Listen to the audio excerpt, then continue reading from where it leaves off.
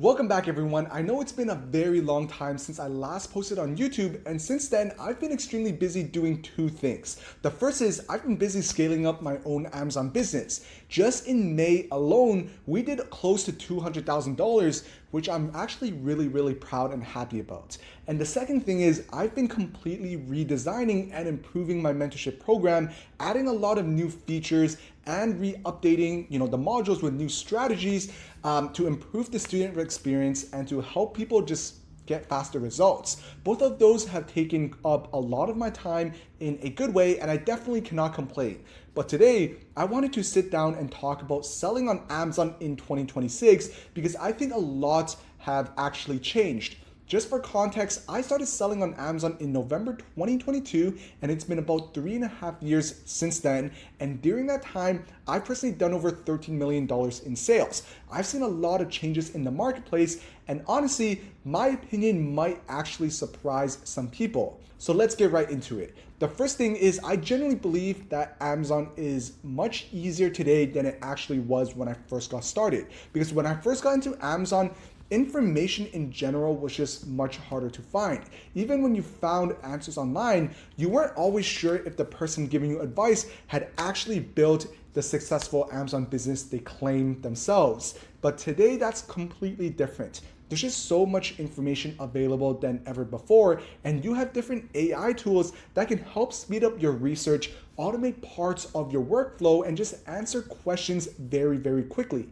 Of course, you shouldn't just blindly trust AI. Do not do that. But if you know how to use it properly, it's an incredibly powerful tool. There are also way more credible communities, mentors, and just sellers that are sharing their real-world experience on a day-to-day basis. You can actually learn from people who are actively doing this in this business right now. And that alone makes the learning curve much easier than it used to be on Amazon. Another major difference is that Amazon has done a much better job cracking down on bad actors. Because when I first started, there were a lot of counterfeit products and sellers just cutting corners. Today, if you're running a legitimate business and just following the rules, the environment is much better. In fact, I've personally seen my margins improve over time. Right now in my Amazon business, my business operates close to a 20% margin, which is actually very strong considering the scale and the size of the business that we're at. But for newer sellers who really do not have that much overhead expenses, there's no reason your margins cannot be higher.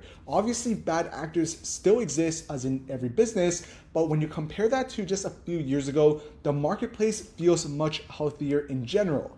And one thing that I hear all the time is Amazon too saturated? And my answer is no, not even close. Amazon has hundreds of millions of products listed. You can fact check me on this. There's probably like 300 million products. There are so many opportunities that most sellers simply don't have enough capital to just take advantage of everything available. In my opinion, there's no such thing as Amazon being saturated as a whole. While there may be specific items or products that are a bit more competitive, but the platform itself is enormous. And even with all the discussions around tariffs last year, I personally didn't see a major impact on my business. And our students continued getting results, which is really nice. And what I've actually noticed is that competition feels much lower than ever, which creates more opportunity for just everyone involved. And one of the biggest changes that I've noticed is the type of products that I've been selling. Because when I first started, I focused heavily on major household brands. So products from companies like Nike, Adidas, Nespresso, and other massive brands. But today, a lot of my best performing products in my catalog comes from smaller brands. And when I say smaller brands, I don't actually mean tiny mom and pop businesses. I simply mean brands that aren't billion-dollar household names. These products still sell hundreds of thousands of times per month, but they often have way less competition and just stronger margins in general. And if I was to start again today, I would just put much more emphasis on finding profitable products from smaller brands rather than only chasing the biggest names. And the process of finding products is pretty much the exact same that's always been. But the only difference is that this opportunity and selling smaller brands is often better. That's what I've found. And one thing that I've been telling a lot of students recently is just to stay away from selling supplements and ingestible products. Could you make a lot of money selling them?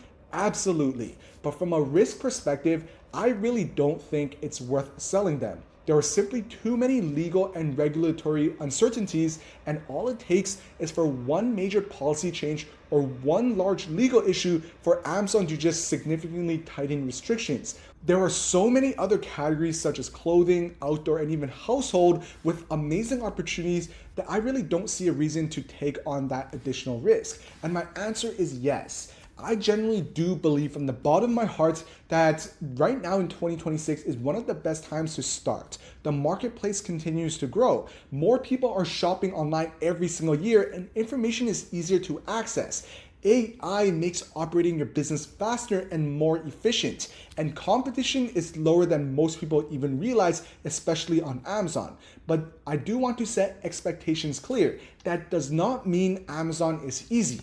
You're not going to launch a store tomorrow and instantly start making money. You still need to learn the skill set, put in the work, and stay consistent. But when you compare that to when I first started, I truly do believe this opportunity is better today. Personally, I'm continuing to scale aggressively, and inside the mentorship, I'm actually sharing my day-to-day and the exact strategies that we're using right now, not tactics from 2 or 3 years ago, because my goal is to double the business by the end of this year and to continue building from there. And honestly, if you were to ask me, I do fully expect to still be selling on Amazon in 5 years from now, probably even 10 years from now. And if you ask me where I see myself in 2031, I'll definitely tell you, I still see myself operating and scaling my Amazon business, hopefully at 5 or 10 times the size that we are at today, but we'll see what happens. But that's my overall take on the state of Amazon in 2026. I'd love to hear your thoughts in the comments and answer any questions that you might have.